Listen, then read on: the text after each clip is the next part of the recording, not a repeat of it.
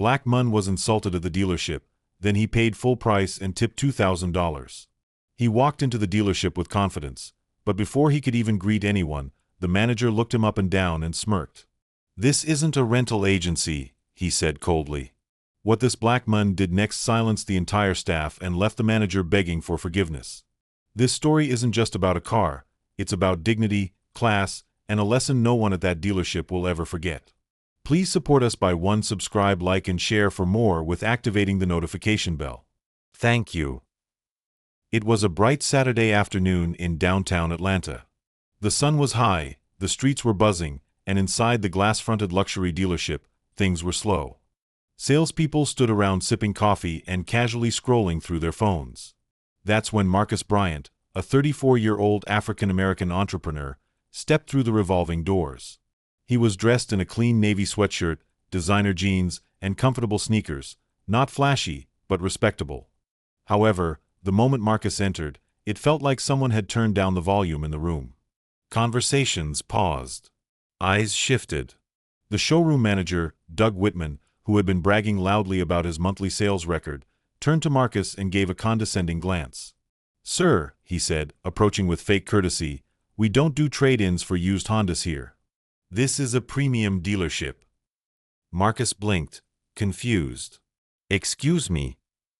"I said," Doug repeated louder, "this place might be a little out of budget. I can point you toward our sister lot on Fulton Street." The tone was unmistakable.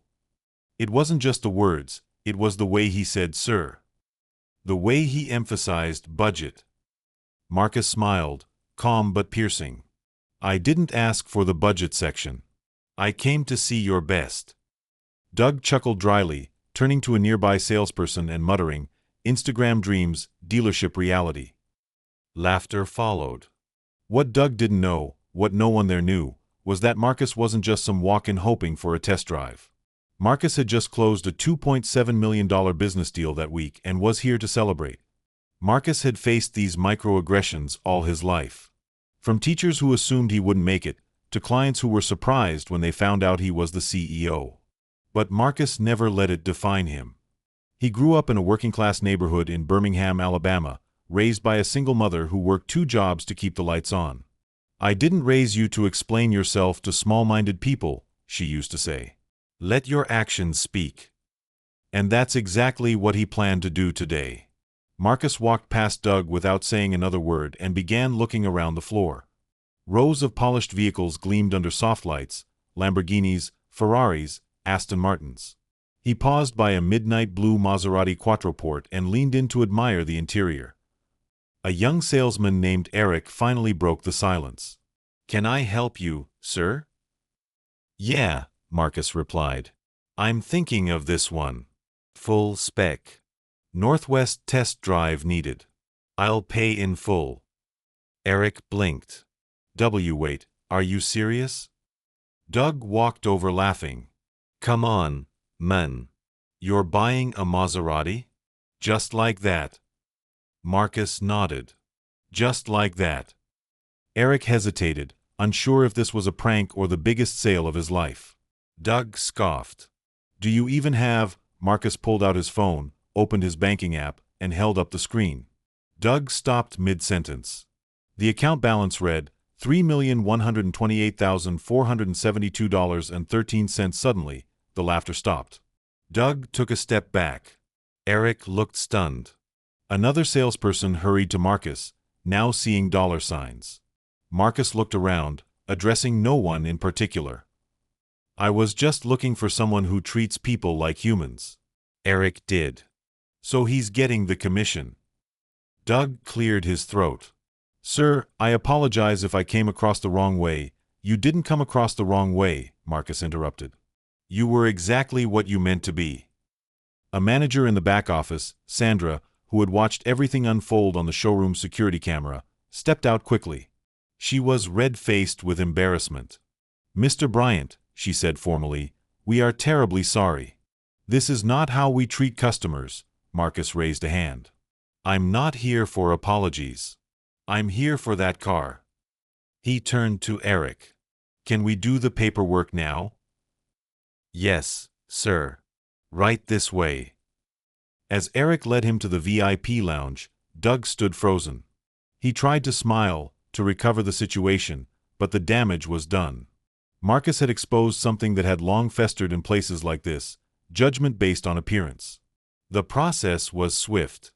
Marcus knew exactly what he wanted: every premium feature, the highest-end trim, custom upholstery. The total came out to $142,000, and he paid via direct wire.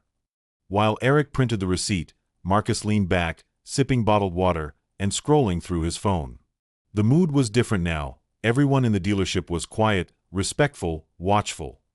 When the transaction was done, Marcus asked to speak to Doug and Sandra together. They came over, bracing for a lecture. Instead, Marcus handed Doug an envelope. "What's this?" Doug asked, frowning. "It's for Eric," Marcus said. "A $2,000 cash tip. Make sure it goes directly to him." Doug blinked. "That's, very generous." Marcus turned to Sandra. "Also, if this dealership has any sense, they'll promote people like Eric and train people like Doug." With that, he stood up, keys in hand, and smiled.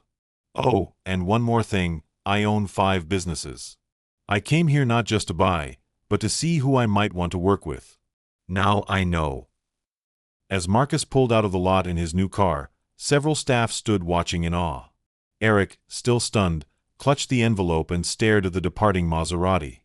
Later that night, Eric posted a short video to TikTok recounting what happened. The clip went viral, millions of views, thousands of comments praising Marcus for his dignity and class. Doug, on the other hand, became an example of everything wrong with customer service driven by bias. Internal complaints from previous clients surfaced. Within weeks, Doug was demoted, and eventually, quietly let go. Marcus? He continued building his business empire. But every now and then, he'd see comments online about the man who shut down racism with class and a Maserati. He never needed to prove himself. But he knew that every time he walked into a room, someone might judge him first.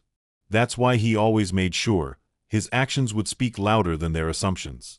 This story reminds us, never judge someone by their appearance. Character, class, and success don't always wear a suit. Sometimes they wear sneakers, and they tip $2,000 in silence.